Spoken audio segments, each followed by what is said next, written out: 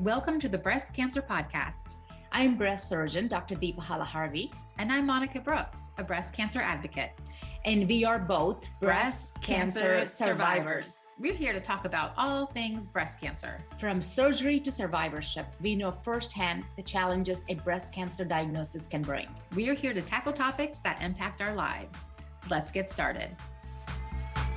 Hello, everyone, and welcome back to the Breast Cancer Podcast. I'm Monica Brooks. I'm Deepa Halaharvi. Welcome back. And how have you been? I feel like we don't get to catch up. I know. So it's November right now. It is November right now. I'm trying to stay off of social media. So okay. October, I posted something almost every day. And so it takes a toll on you. So mentally, I'm practicing what I'm preaching is to take time away from social media. So this month, I really haven't posted other than like a story or something here and there. Okay. So I'm doing great. Yeah. That's good. How are you doing? I'm doing really well. Yeah. This year, I had my deep flap surgery in January. Oh, yeah. I had revision in June. I'm actually having my last revision in December. So next month, and just because I met my deductible, I knew I wanted to plan deep in January, and I knew nothing about deductibles insurance before breast cancer. So I have learned a lot, and I've learned how to plan all of these things. Yeah. So that's great. But we have a great topic. Yeah. We're talking about alcohol today. But before we do that, I just want to give a quick shout out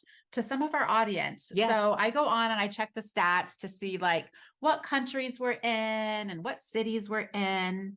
Currently, we're in over 100 countries. Oh my gosh. Isn't that amazing? That is amazing. Okay, so I'm going to do the top 10 countries. Okay. So if you're listening in these countries, we see you and we're so thankful that you're here.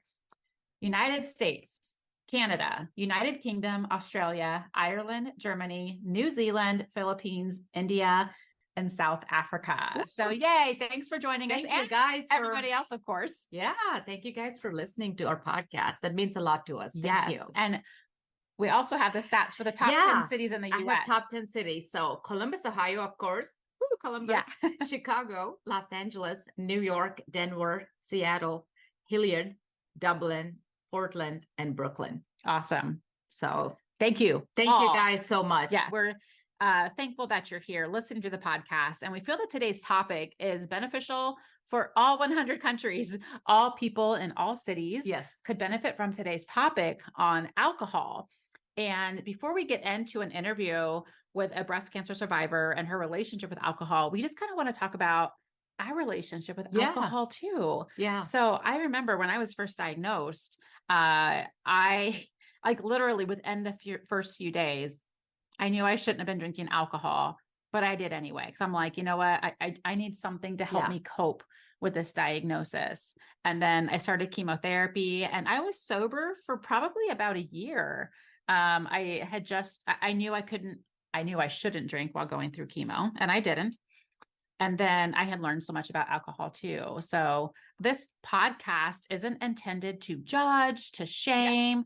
I drink alcohol. Dr. Halaharvi, how about you? I do occasionally. Yes, I do. Yeah, same. Occasionally. I had a lot of fear around alcohol though. And that's why I had kind of stayed away from it. And I was at this retreat where they had these delicious, there were a spicy fall drink. And I was so scared to take that drink. But I did, probably because I didn't want to feel left out. And sometimes I think we drink for that reason too. Yes, that is that social pressure. Yeah. Peer pressure, yes. But I feel like let's talk about some of the risk factors first. And these aren't opinions. These are just facts that are out there about alcohol and their relationship to cancer. Yeah, about 7% of all cancers are because of alcohol. Wow. And 4% of the men and women who die of cancer, any kind of cancer, is from alcohol. So 4 out of 100 people who are dying of cancer-related illnesses is from alcohol. And according to American Cancer Society, alcohol can cause 7 cancers: mouth, throat, voice box, are called also the larynx, esophagus, liver, colon, rectum, and breast. Wow. It's so interesting because I never knew the correlation between breast cancer and alcohol until after my diagnosis. Yeah. Some of the ways that alcohol can affect a person is it raises the estrogen levels in the body. So that's linked to breast cancer.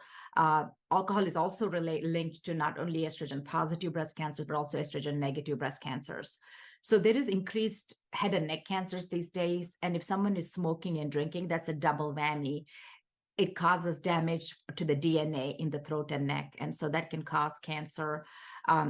Alcohol converts into acetaldehyde, which is essentially, it's a chemical that it released into the DNA and damages the DNA. And those damaged cells can replicate and can cause cancer. That's interesting because in looking up information, preparing for this podcast, that's a new word that I learned, and how it can really damage your DNA cells. Yes. And we need, as survivors, healthy DNA cells, healthy right? DNA is very, very important for us. Yes.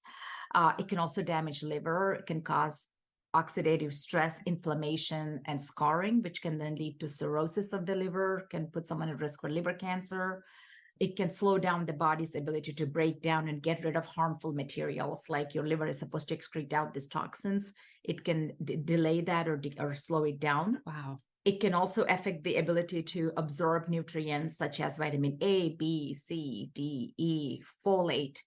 Low folate levels are linked to breast cancer. Okay. And too much alcohol can cause extra weight gain. I feel like I gain weight right after I take a sip. I wake up the next day, my face is like, I feel like it's huge. I think it causes inflammation, and then you retain fluid. And so it leads to weight gain. So American Cancer Society tells the recommendations are no more than 1 drink per day for women and no more than 2 drinks per day for men. However, in our breast cancer world, there's research that shows even as little as 2 drinks per week can increase your risk of developing breast cancer. Wow. And since I'm talking about breast cancer, we should also talk about risk of recurrence. We don't have exact correlation, but you would have to think it can also increase the risk of cancer recurrence. I think sometimes just because there's not studies done by it doesn't mean that it doesn't exist. Correct. But we work off of fact, we work off of studies done, but I think some things are obvious, I guess. That there's some, just because there's no study doesn't mean that it doesn't exist. Correct. So that's really interesting. And I, as I'm listening to this, I'm like, well, this is scaring the crap out of me to like have another drink, but that's not the intent. Our intent is to educate and empower. Yes. Right. Yes. And that's why today's our guest on this podcast, she's amazing because she empowered herself. And, and you have to listen to her story. It's very empowering and inspiring. It's all about educating ourselves and empowering ourselves. Yeah. And I think sometimes we lose so much, or we feel we lose so much power with cancer. Yeah. We feel helpless. We feel defeated.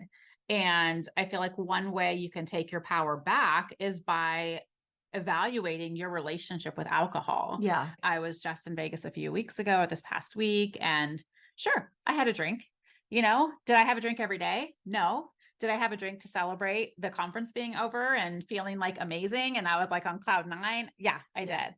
But it's not a regular thing. So I feel like if, as listeners, evaluating your relationship with alcohol doesn't mean you're an alcoholic. It doesn't mean you have a drinking problem.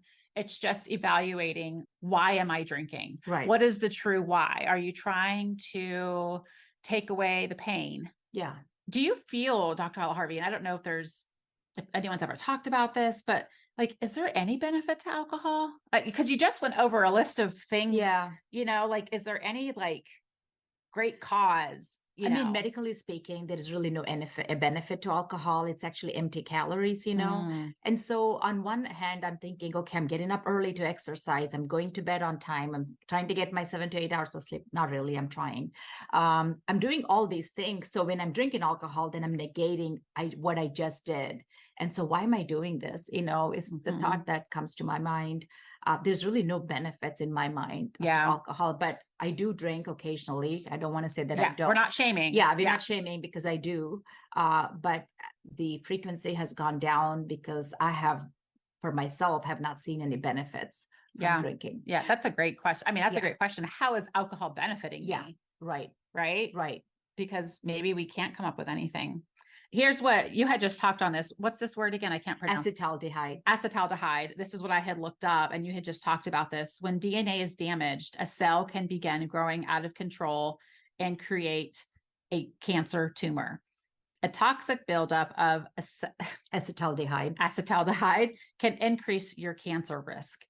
that's on the CDC website is what I had found. And so it's just eye-opening. I think as I was even preparing for this, I was like, oh, geez, because American Cancer Society, did you already say this? American Cancer Society says 2 drinks per day for women is okay. For men. For men. Okay. And 1 drink per. Oh, that's per, right. per day. Why is it different? Is it because we have the estrogen? It's different because of our body size. Women tend to be smaller than men. Okay. Yeah. And also on the same note of the acetaldehyde, there's acetaldehyde hydrogenase. It's an enzyme. Sometimes that's lacking in Asians.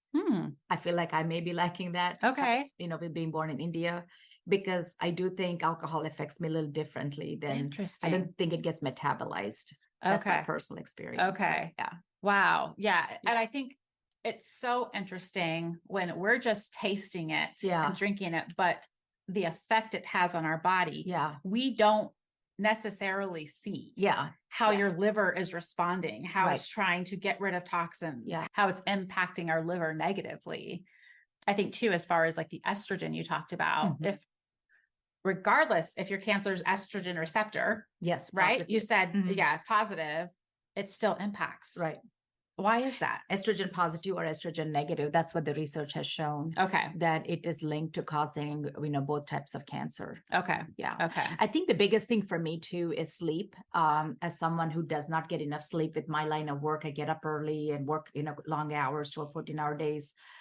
Alcohol impacts my sleep so badly, so negatively, where I wake up a number of times in the night to go to the bathroom. Sleep is so important for so many things. So many things. I mean, I just think about your quality of life. Yeah. If I don't have good sleep, the next day is pretty rough. Yeah. Yeah. And alcohol can play a part into our sleep habits as well. Not only is linked to cancers, but also Alzheimer's. Wow. Weight gain.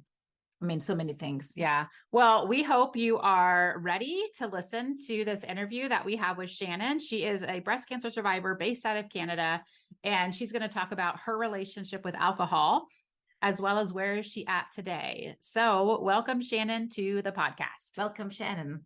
Thank you Welcome, so much. Shannon. Nice to meet you. You're beautiful. It's nice to meet you guys too. Aw, thank you. That's so nice. You guys too. Well, we're excited to have you on here. I know just in our talking on Instagram, we met on Instagram. We've been friends on there for a while. And I felt like you would be the perfect guest to talk about alcohol, how it's impacted you. But first. Yeah, Shannon. So tell us about your diagnosis. I was diagnosed in September 2020. I'll give a little, I'll go back a little bit further though. I had found a lump in February of 2020, and I had a scheduled mammogram for March 26th. And we all know what happened in between that time span. The world shut down, and I have anxiety, diagnosed health anxiety. So when the pandemic hit, I was scared out of my mind and did not want to go to a hospital. So you were diagnosed with health anxiety prior to your diagnosis? Prior to my diagnosis and prior to the pandemic. Wow. Yeah. So I decided I didn't want to go for the mammogram. So I canceled it. And they were like, "Are you sure? Because you're listed as priority." Because it was a breast surgeon that sent me for the mammogram. I didn't have a family doctor at the time because we had moved to a new city, but I had seen that breast surgeon 10 years prior for a lump. Wow. It's very confusing. Anyway, so he sent me for a mammogram. I canceled, and they said, "Okay, just call back when you're ready, or we'll call you," I think they said, when things slow down. And they never called in June. And I was like, I'm just going to call back and rebook it. And they booked it for July. And immediately it was a mammogram and ultrasound. And immediately they were like, okay, they kept leaving the room and coming back, leaving the room, coming back. And I went for a biopsy. The technician actually said to me, not technician, sorry, the radiologist, this looks like normal tissue. I really think this is going to come back as normal tissue. And I was like, oh, okay. And I just like what a relief, right? Yeah. And then a few days later, I got the call. That was September 4th, 2020. Estrogen and progesterone positive, HER2 negative. So was you had a scheduled mammogram, which you canceled. That was in March. yes. And then you didn't get results. I mean, you had the mammogram after that, and then you had the Mhm. results in September. September. Wow. So tell us about your staging. Stage 1A and grade 2. My breast surgeon, just before he took me into surgery, was like, I know that I decided on a double mastectomy to flat. And he was like, I know you're really nervous about this decision and you feel horrible that you canceled your appointment. And he's like, I just want you to know that I truly don't think that we would have found this in March. So, because of how small it was. So that was kind of reassuring for you, Mm. right? Because I think you could have Yes. taken the Yeah. road of what could I have done differently? Oh, I could have gone to my mammogram back then. But he's saying Right. basically, don't stress yourself out. Don't Don't beat feel yourself bad. up. Don't beat yourself up. Yeah. They may not have seen it at that point anyway. Yes. Yes. I mean, and he's like, I don't know for sure, but I just Right. want you to know it's still very early and the outcome should be really good. And as you know, Shannon, like tumors like this grow at a very slow pace. Yes. And so, sometimes we see an abnormal mammogram and we say, come back in 6 months because it's not very, worrisome at this point. And even if you waited 6 months, sometimes it doesn't change so much for the staging, assuming it's not Right. like a grade 3 triple negative type of cancer. So, those tend to grow a little faster. The hormone Okay. receptor positive cancer like you had tend to grow, pretty slow. So, Okay. yeah. Yeah. And it wasn't the lump that I was feeling, by the way. That was just a cyst, like a benign. It was back like deep under where I never would have felt it for a really long time. Wow. And so the lump you were feeling wasn't even cancer. No. Interesting. Hmm. So you had your double mastectomy, your Yes. flat. But I think I know one of the reasons why I wanted to bring you on is because of your experience with alcohol and going sober. And I feel like this conversation can encourage a lot of women to think about things you went through as well. Are we saying everybody go sober from this podcast? No, we're not. Yeah. But if there was No. anyone who is thinking about it and really wants to cut out alcohol, I want to talk about your experience with alcohol and then how you decided and how you went sober. So maybe talk about what was your relationship with alcohol? I've been drinking since I had my first drinking experience when I was 15. Wow. Yeah, with one of my best friends in high school. That's a whole other story. But oh my gosh, it was not good. We got very, very, very sick. But so that kept me away from it for a while. But then high school ended and you move on and the party days begin. And I was a pretty significant partier when it came to drinking, but I never drank during the week ever. It was only on like special occasions and I never really got hungover. I like once in a while, Yeah. But then I ended up getting married in 2008. I'm skipping way ahead now, but my husband and I we didn't drink a lot. I was actually pregnant for our wedding. Oh, okay. We were already engaged and getting married and the wedding was planned and I found out I was pregnant like a month before. So I just drank ginger ale at the wedding. It wasn't a big deal. Like I didn't have an unhealthy relationship with I was going alcohol to at that say, like, time. it sounds very normal, like quote unquote Right. normal. You drink socially, Yeah. maybe get a hangover every so often, but it wasn't Yeah. like this big problem you had with alcohol in your life, is what it No. sounds like so far. Yeah. Okay. Right. So time goes on, we have kids and still we never drank during the week. I'm going to say it amped up probably when our third was born. I'd find myself buying a bottle of wine during the week to just, chill out and decompress. Exactly. And I remember I have anxiety.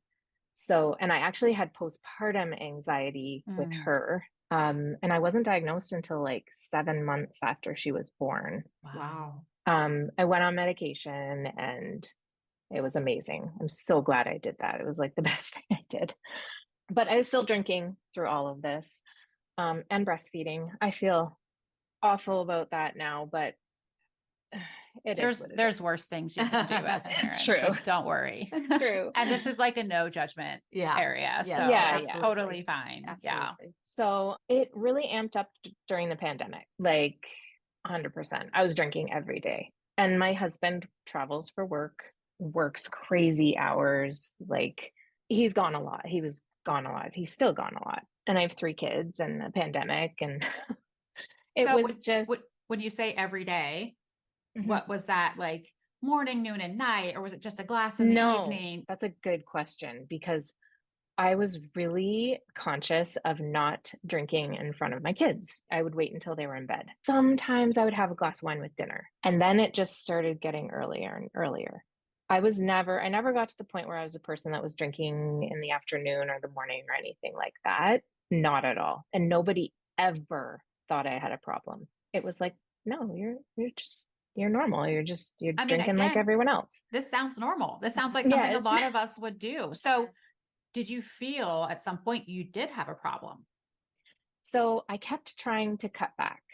I felt like I was drinking too much. I just knew for myself, like I was getting drunk every night. This is like 3 to 5 beers or 2 glasses of wine. And that would get me drunk. How do you define drunk for Okay, you? I'm not going to say drunk. I'm going to say like really super buzzed. Okay. And then on the weekends, sometimes I'd get pretty drunk and blackout. Oh, wow. Okay. Yeah. Like at bedtime, I wouldn't remember going to bed at night, or I Okay. wouldn't remember certain things. I'd call it more of a brownout, I guess. And there were situations where I would black out if we'd go out to a party or gathering. I had attempted to cut out alcohol for 90 days in 2019, fall of 2019. I made it 30 days. And then we got together with some friends and started drinking. And we had some drinks, and I was like, oh, forget it. And then it just amped up again. How did you rationalize that in the moment? You're sober 30 days. What was the thing that said, I'm just going to have a drink? We went down to our hometown to visit our best friends, and they were having a couple beers, and I was like, fine, it's not a big deal. I'll just have. And I'm sure you were really proud of yourself anyway. I was. Like, hey, I went 30 days. Like, Yeah. hey, I could have this because I've done 30 days already. And that's what I thought. I'm fine. I don't have a problem. I could make it. I made it 30 days. I don't have a problem. But then I found after that 30-day break, it amped up really bad again. But now we're in the pandemic again. May of 2020, I tried to cut back again. I didn't make it that long. Okay. And then after my diagnosis, I still drank right up until my surgery. And then after my surgery, I went like maybe 30 days. And this was just organically. It's not like I wasn't thinking about not drinking. I just was healing. And I don't remember what the timeline was when I picked it up again, but I started drinking again. And I was like, I'm going to moderate. Only on the weekends, only 2 glasses of wine, like at the most. And then I got to the point where I was making rules like, okay, only 1 glass and only organic beer. And that's the funny thing. Like I was a very healthy eater, like quote unquote.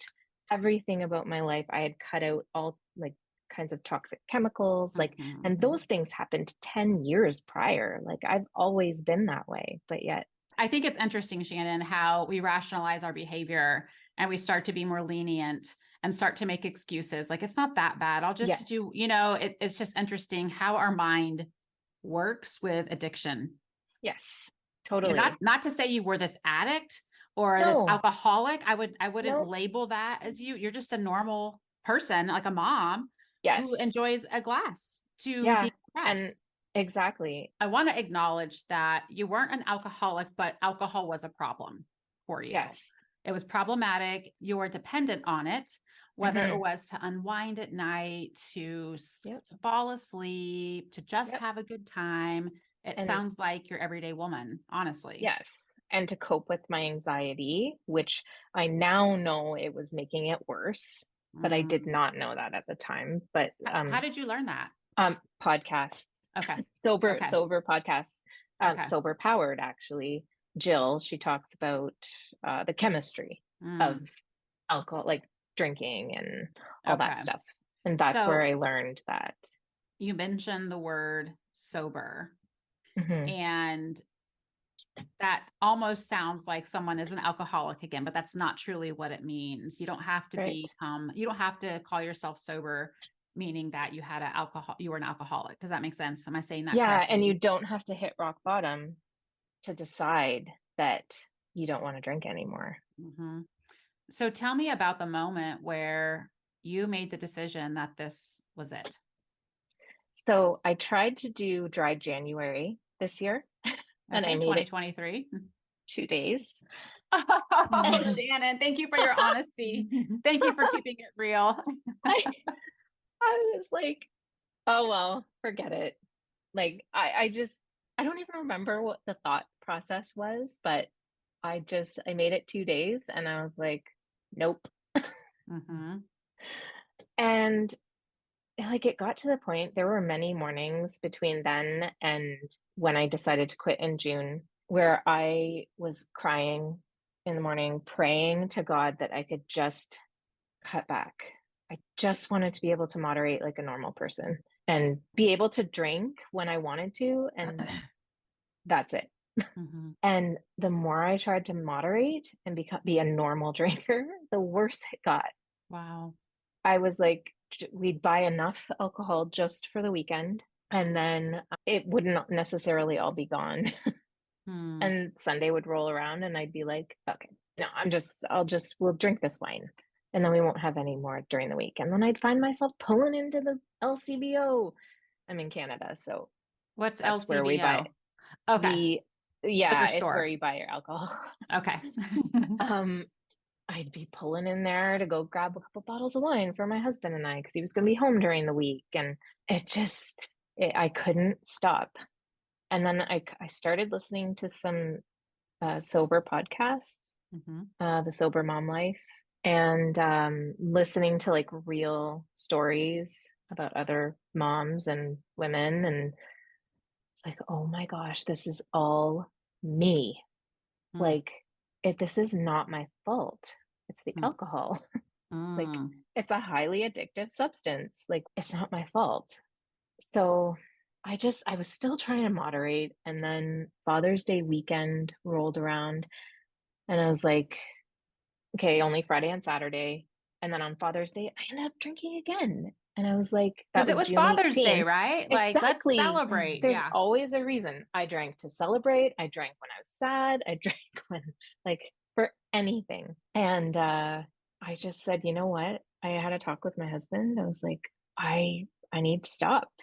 I need to be done. I don't know for how long. I don't know if it's forever, but it's for now.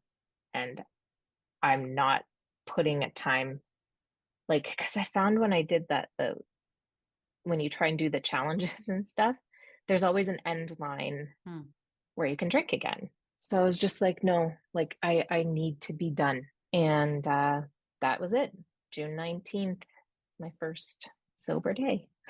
And today, as we're recording, is November 19th, Shannon. Yes.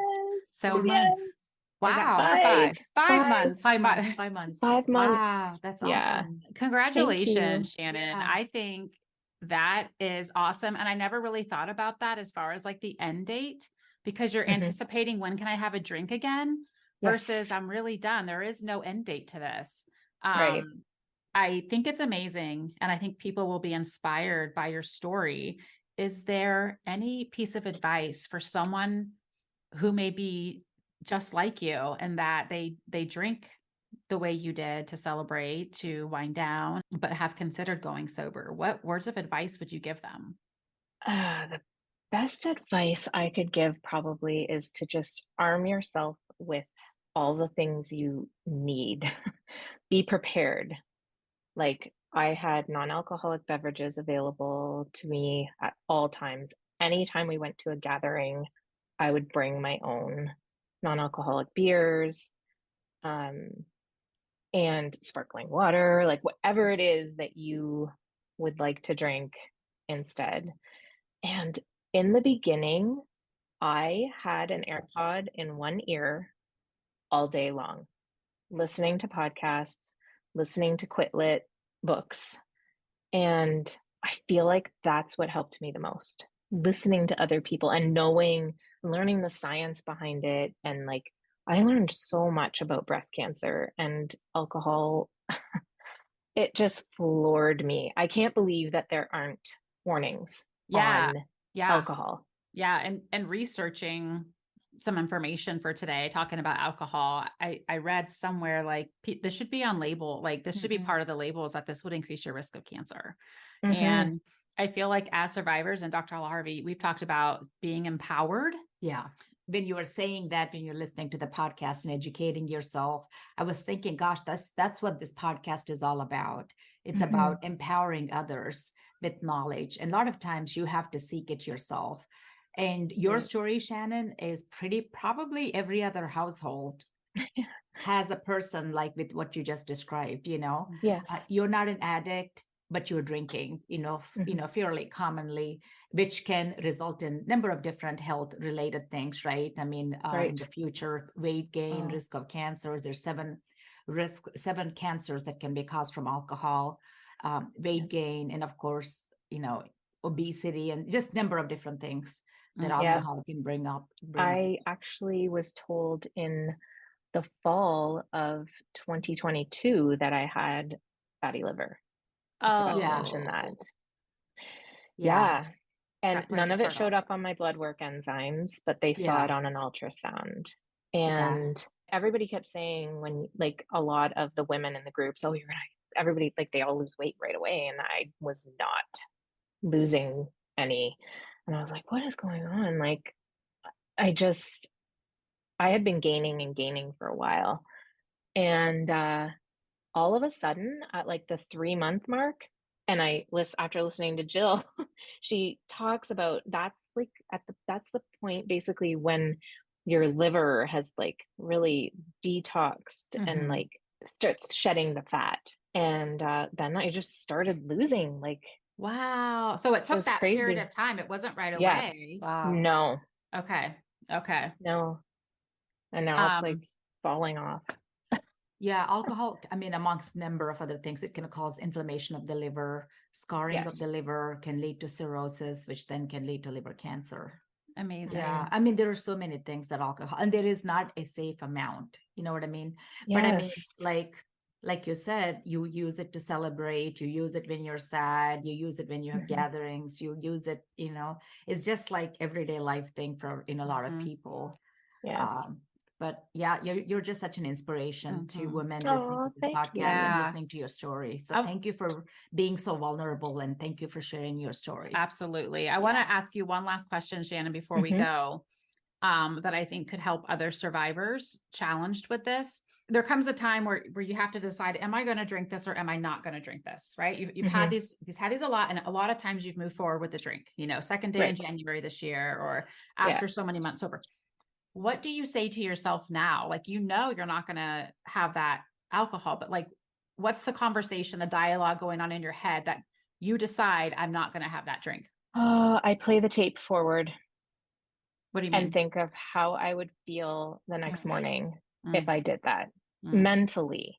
And it's more the mental part of it than the physical part. I missed out on a lot of things with my kids when they were little because I was hungover. And I'm like, I don't want to do that anymore.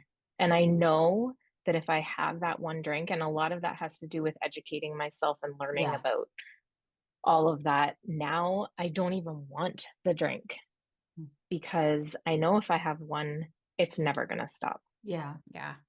I feel like you've changed your brain. Yeah. Honestly, by going sober, like the way, like these connections in your head, now the thing that you craved, you no longer want. Yeah. Holy smoke, Shannon. I know, that's crazy. That is so crazy. Yeah. Like, that is so powerful. I guess another thing, it made me sad to think, like I had a grieving period too with like when I quit. And it's more about the habit of the whole thing and the like the ritual part of it. Rather than the substance. That's interesting. It almost feels like how you, like when there's a death and you have your mourning period, right? Yes. So I definitely had a mourning period. Yeah. I cried. Shannon, I think you really should write a book. I mean, seriously, this Yeah, is you so really should, because inspirational. I think this is really this will like touch them. I mean, you're speaking to me. I'm, I'm I not know. an I'm addict, like, but I'm ready to go sober. I know. I'm being Aw. it will really impact a lot of women, so and men too. But Mhm, yeah, so I Wow. would, you should really think about writing a book. That would Oh be my awesome. gosh. Yeah. Wow. Thank So you. now that's for you to do. Yeah. Before we go, how do you cope now that you don't have alcohol? Oh, that's a good question. Music, lots and lots of listening to music. That's Yeah. my thing. Singing. I'll have the a nice hot podcast. shower. Yes, and the Yeah. podcasts. And I Mhm. sleep. I Yeah. sleep when I need it. I go to bed when I'm tired. Because it Yeah, disrupts your and sleep too, right? Alcohol. oh, disrupts. big time. It's terribly bad for sleep, and I would there is wake up there's now every so night. much research on sleep, and even longevity and cancer risk and Wow. Alzheimer's risk, and I mean there's Oh, so wow. much now So coming much. out. Yeah. So, Alzheimer's too. yeah. Wow. Yeah, Yeah. yeah. It's Crazy. amazing. Enough sleep. And I did want to say one more thing. I do not judge anyone who Yeah, drinks. no, that's good. I'm glad you Like, said that, yeah. because I honestly, since I knew we were going to do this podcast, I didn't want to post anything alcohol related because I've been in Vegas for a couple times this past few Aw. months, and you were on my mind. I was like, I don't want to trigger Shannon in any way, so I didn't post any alcohol pics intentionally that's so because of sweet. you. Oh, that's nice. Don't worry. That's Okay. so sweet. Okay. Yeah, honestly, I don't judge. That's good to That's know. good. That's good. Totally everyone's The personal choice journey. or Yeah. well, journey. I shouldn't say choice because sometimes it's not. But Yeah. but Yeah. yeah, exactly. It's everyone's journey. And Yeah. do If not someone judge. wanted to reach out to you on Mhm. that's listening, how could they do that? That's a good question. Is your Instagram? I don't remember if your Instagram is It's private. private. Oh, okay. Yes. So you're going to start a new Instagram handle called Sober with Shannon. I might. Yeah. I've honestly really been thinking about it. Yeah. Yeah. That's a good one. Sober with Shannon. I'll see Yeah. if that's Said a lot. taken. Yeah. And I think it could just share your story Yeah. and how you're still, I mean, things can still be challenging, even though Yeah. you're 5 months, and Yeah. that's amazing. I think more people need to hear it, not just our breast cancer community, but other people as well. Why you decided to do this, how you're doing it, how do you overcome obstacles. So hopefully you'll get that handle started before I post this. Okay. And then it'll be at Sober with Shannon on Instagram and connect with you there. Okay. Sounds good. Great. All right, Shannon, thank you so much for your time. We appreciate you so much. Yes. Thank you so much for taking having the me. time. Absolutely. Thanks. Absolutely. All right. Okay. We'll talk later, Shannon. Bye. Yes. Take care. Bye.